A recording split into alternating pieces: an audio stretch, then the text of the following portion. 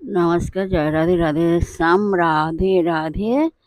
আজকে আলোচ্য বিষয় হলো জ্যৈষ্ঠ শুক্লপক্ষিয়া নির্জলা একাদশী মাহাত্ম্য। আজকে আমরা শ্রবণ করব। আসুন আমরা শ্রবণ করি। রাধে রাধে।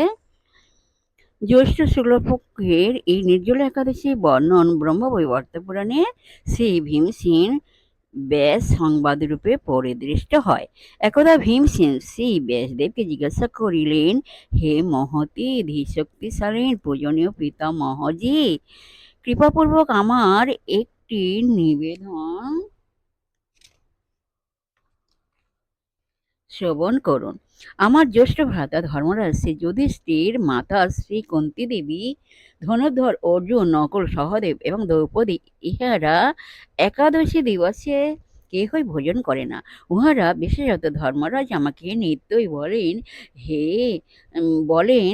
হে বিকোধর, তুমি একাদশী দিবসে ভোজন করিও না। আমি তাহাদিগকে বলি, একাদশীতে উপবাস যে সৎশাস্ত্র বিহিত তাহা আমি জানি, কিন্তু আমার ক্ষুধা অসহ্য, আমি উপবাসে অসমর্থ। আমি দানাদি যথাশক্তি দিতে পারি, শ্রীকেশব ভগবানের পূজাও যথাবিধি করিতে পারি, কিন্তু উপবাস যে করিতে পারি না। উপবাস ব্যতীত একাদশী ব্রতের ফল কিরূপে আমার লভ্য হইবে?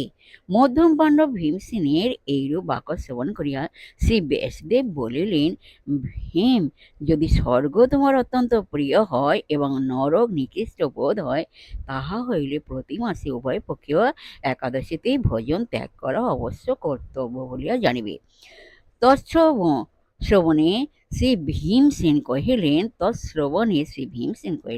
হে মহামুনি, আমি প্রতি বর্ষে ভগবদোপদিষ্ট চতুর্বিংশতির নিরম্ব উপবাস কি করিয়া করিব?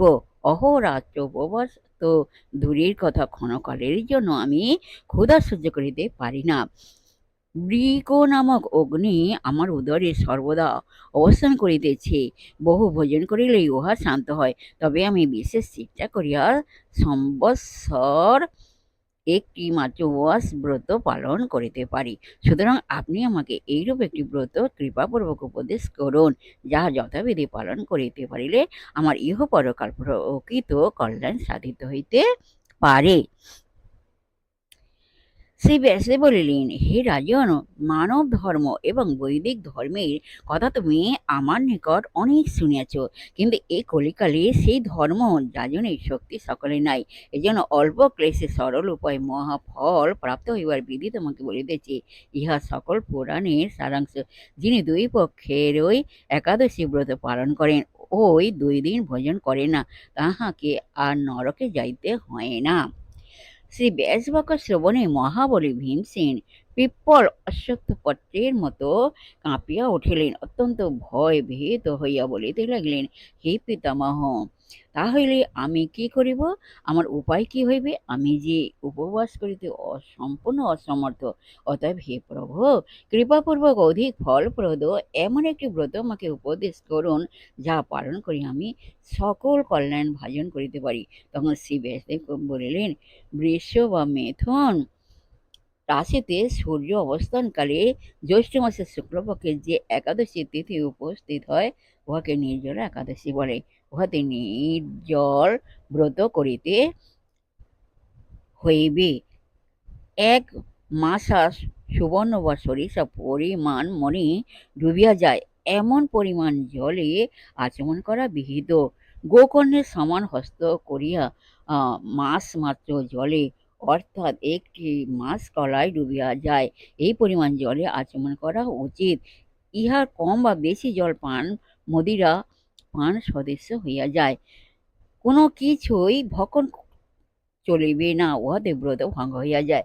একাদশী সূর্যোদয় হইতে দ্বাদশী সূর্যোদয় পর্যন্ত জল গ্রহণ করিবে না।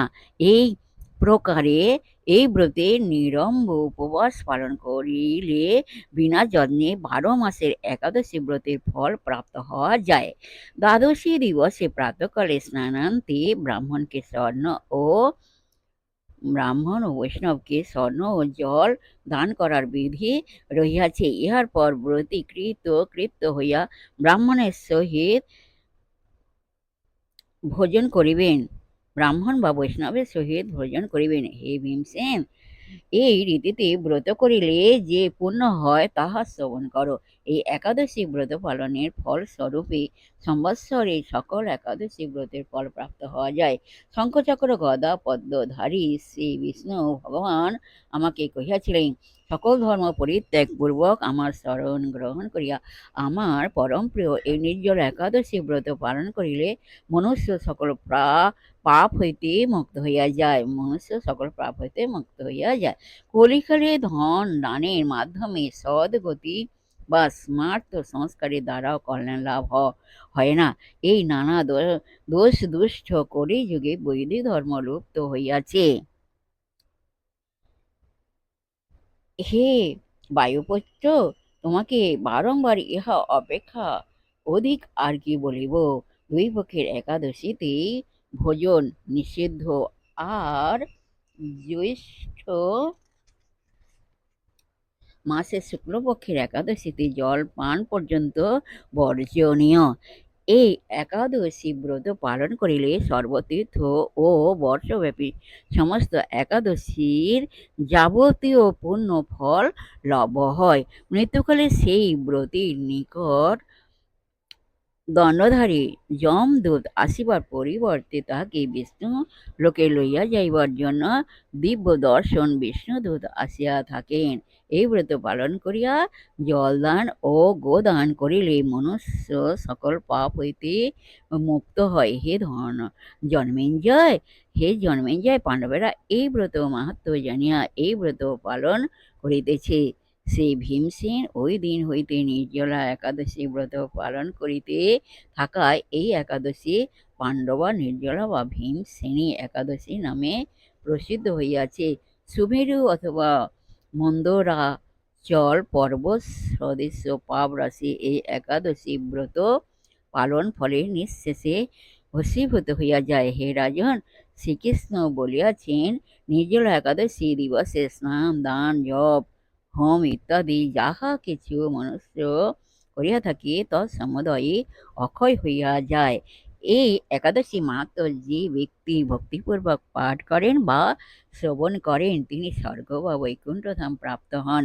মনুষ্য শ্রেণী বালি প্রতিপদযুক্ত অমাবস্যায় সূর্যগ্রহণকালে শ্রাদ্ধ তর্পণাদি করিয়া যে সকল ফল প্রাপ্ত হয় এই মাহাত্ম্য শ্রবণে সেই সমুদয় শুভ ফলই পাওয়া যায়। জয় রাধে রাধে শ্যাম, রাধে রাধে। আজকের এই পর্যন্ত এখানে সমাপ্ত করলাম। যাই হোক, বিশ্বের সমস্ত সুহৃদয় ভক্তবৃন্দের উদ্দেশ্যে বলছি, সকলের উদ্দেশ্যে বলছি, সবাই সুখে থাকবেন, শান্তিতে থাকবেন, আনন্দে থাকবেন, এক সেকেন্ডও আনন্দে থাকবেন না, সদা সর্বদাই সুখে শান্তিতে আনন্দে জীবনযাপন করবেন। আর নিজ নিজ পিতামাতাকে দেখবেন, তাদের যেন দুঃখ কষ্ট না হয় সেদিকে লক্ষ্য রাখবেন। আর অহংকার, কামনা বাসনা, অহংকার ত্যাগ করবেন, হিংসা অহংকার ত্যাগ করবেন। আর মনকে কাদা তালের মতন নরম করে শিশুর মতন সরল করে আসুন আমরা রাধানাম এখন কীর্তন করি। জয় রাধে রাধে শ্যাম, রাধে রাধে। সবাই সুখে থাকবেন, শান্তি থাকবেন, আনন্দে থাকবেন, এক সেকেন্ডও নিরানন্দে থাকবেন না, সদা সর্বদাই সুখে শান্তিতে আনন্দে থাকবেন। আসুন এখন মনের আনন্দে আমরা রাধা নাম কীর্তন করি।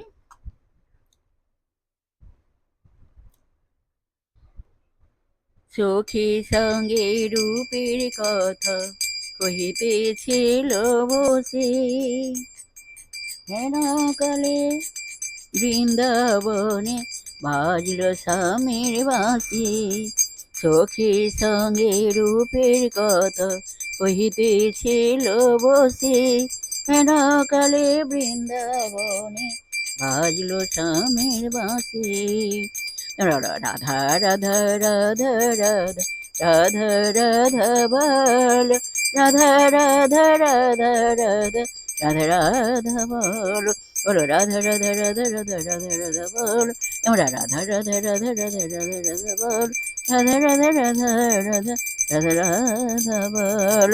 জয় রাধে জয় কৃষ্ণ जय राधे श्याम। जय वृंदावन बिहारी लाल की जय, कृष्ण कन्हैया लाल की जय। जय राधे राधे श्याम। राधे राधे।